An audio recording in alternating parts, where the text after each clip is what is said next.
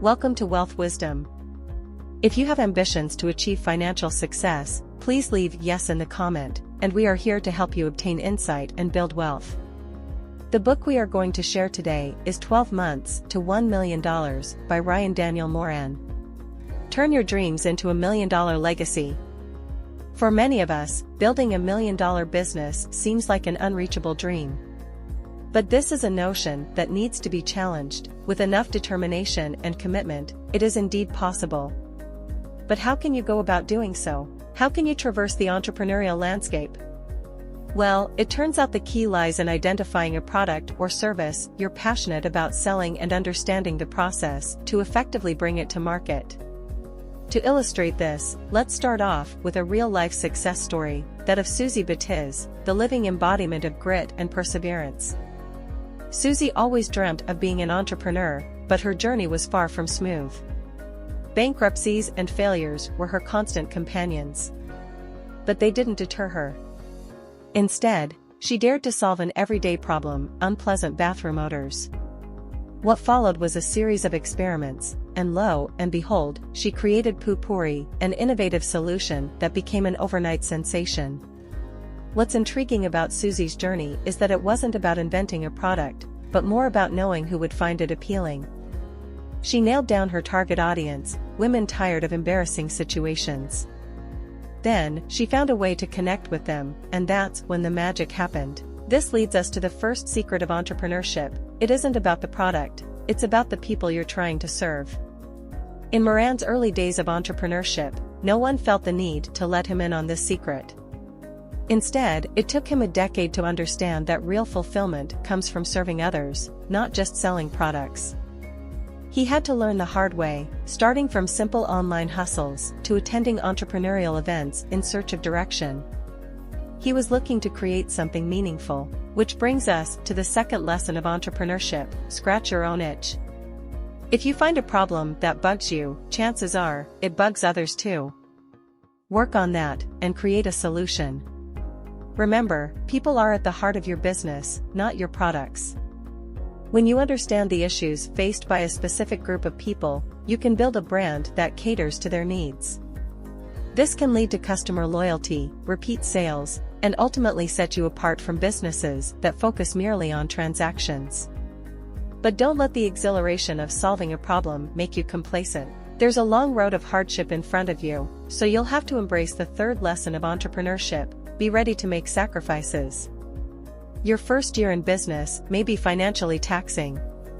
You may need to forego a regular salary, reinvest every dollar you earn, and make calculated decisions. Remember, it's a phase of exploration, of learning the ropes. But with a clear plan and deadline, you can avoid falling into the trap of passive thinking and keep your business moving forward. In the end, building $1 million business isn't a distant dream. It's about fostering the right mindset, identifying your audience, creating a brand that resonates with them, and delivering value. So, start by scratching your own itch, identify the problems faced by those around you. Put people at the heart of your brand. Embrace the grind, rise up to the challenges, and take one step at a time. You'll be surprised at how, before you know it, you're not just building a business, but $1 million legacy. Before we continue, if you are interested in this topic, please consider subscribe and give us a thumb up. Let's continue. Master the art of funding and launching your venture. Diving into the world of entrepreneurship can often lead to facing the critical phases of funding and preparing for a successful product launch. Both stages are essential in their own way and contribute to the overall success of your venture. Firstly, let's consider funding. One way to do so is best illustrated by the story of Dollar Shave Club. It began its journey by capitalizing on an opportunity to sell surplus razors, which provided it with a modest initial funding. As it acquired a steady customer base, it was able to reinvest the revenue back into the venture. This iterative process of earning, reinvesting, and adjusting its strategy based on market response was its fundamental approach to securing and managing funds. This model of self-funding and iterative growth is something any aspiring entrepreneur can implement, irrespective of their business's size or industry. But funding isn't just about the money you put in, it's also about managing the revenue that comes in. A misconception exists that higher sales always mean more profit. For example, take a small business that sells handmade crafts. If the pricing is set too high, sales may be low due to the steep price tag. If the pricing is set too low, the crafts may sell quickly, but the profit margin could be too small to sustain the business and allow for growth. That's why it's crucial to find the pricing sweet spot that balances sales volume with profitability, thereby ensuring sustainable growth. This process of revenue management is a vital part of business funding that shouldn't be overlooked. Knowing that the funding phase might require you to cross uncomfortable bridges is crucial. Yes, we're talking about borrowing money. Here, it's essential to remember that not all debts are created equal. Good debt can bring a high return on investment, especially when backed by predictable sales. But if the thought of debt unsettles you, raising capital through outside investors is another option. Platforms like Kickstarter not only solve immediate funding challenges, but also provide exposure and a customer base. Now let's move on to the launch preparation phase. This period requires meticulous groundwork and a keen understanding of your audience. A successful product launch necessitates creating a responsive and passionate community ready to buy your product on launch day. Take a page from the yoga business that built an engaged community through a Facebook page and sharing its product development journey. Over time, it regularly updated this community with behind-the-scenes glimpses of its product development journey, from early prototypes to final design tweaks. This strategy allowed it to build rapport with its audience, who felt included and invested in the product's journey. The result was a passionate, ready-to-purchase community when the product officially launched. This sort of meticulous preparation and audience engagement is a recipe for a successful product launch. Remember that entrepreneurship is a journey, not a destination. The goal is sustainable growth, which can be achieved by carefully funding the business, preparing for success, and mastering the product launch. The importance of scaling up your business. So, you've successfully launched your first product, congratulations! But you soon realize that just one product might not be enough to hit that coveted $1 million mark. So, what's to be done?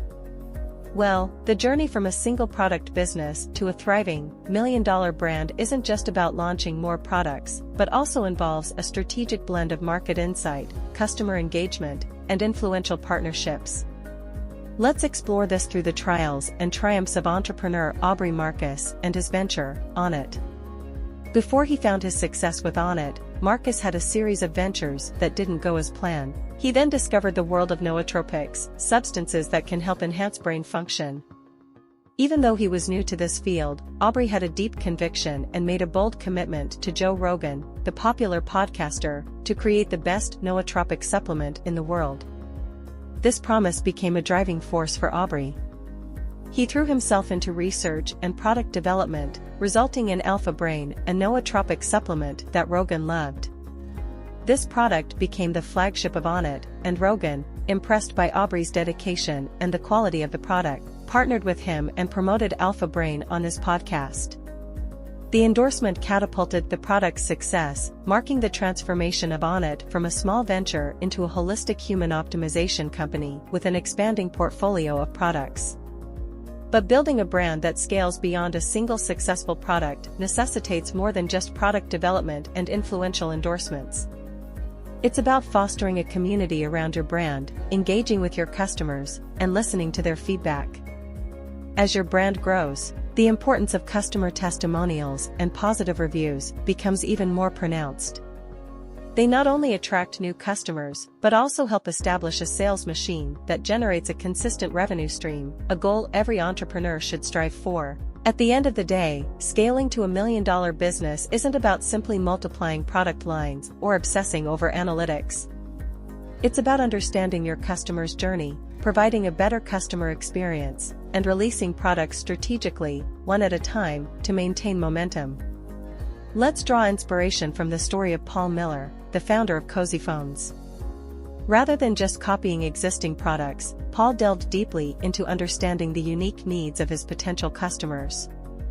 He noticed opportunities in niche markets, like children and individuals with autism or sensory processing disorder, which had been largely neglected by the industry. This insight led to the creation of Cozy Phones, a line of comfortable, wearable headphones designed with these underserved markets in mind. But Paul didn't rest on the laurels of this initial success. He recognized that to truly serve his customers and scale his business, he would need to innovate further. For his next product, he decided to take what was working with Cozy Phones and further adapt it to the needs of his customers.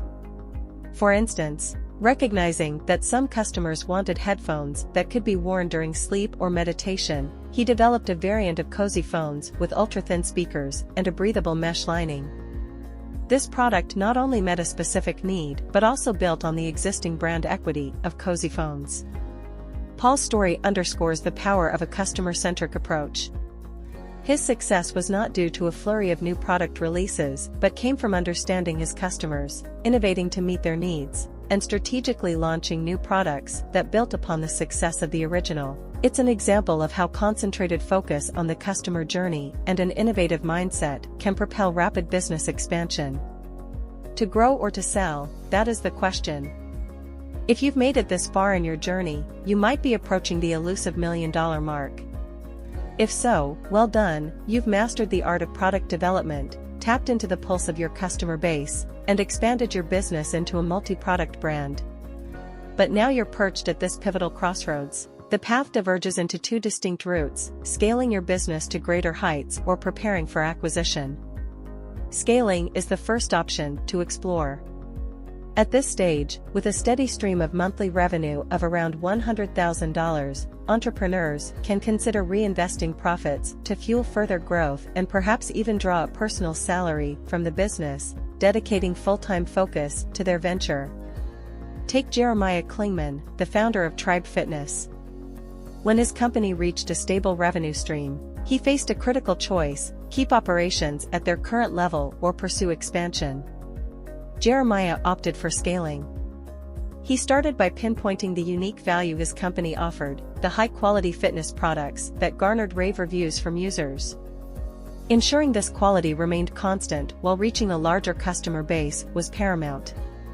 He then amplified his company's presence, reaching more customers, but not at the expense of the relationships he'd already built. He valued customer feedback and used it for continuous product refinement, which sustained customer satisfaction during this period of growth. At the same time, he carefully managed costs tied to production, marketing, and overheads, ensuring that the increase in revenue outpaced the rising costs, leading to higher profitability. In essence, scaling is about strategic growth, reaching more customers, increasing revenue, and boosting profitability, all while preserving what makes your business unique. As exemplified by Jeremiah's story, with the right approach, scaling can drive a business well beyond the $1 million milestone. On the other hand, a successful business reaching consistent sales might signal the opportune time to consider an exit strategy, acquisition. This significant transition must be navigated with caution, ensuring long-term goals align with the decision to sell. It's crucial to find the right buyer who'll continue to nurture and grow your business successfully. As a parting reflection on this entrepreneurial journey, it's essential to remember that financial success doesn't automatically equate to personal fulfillment.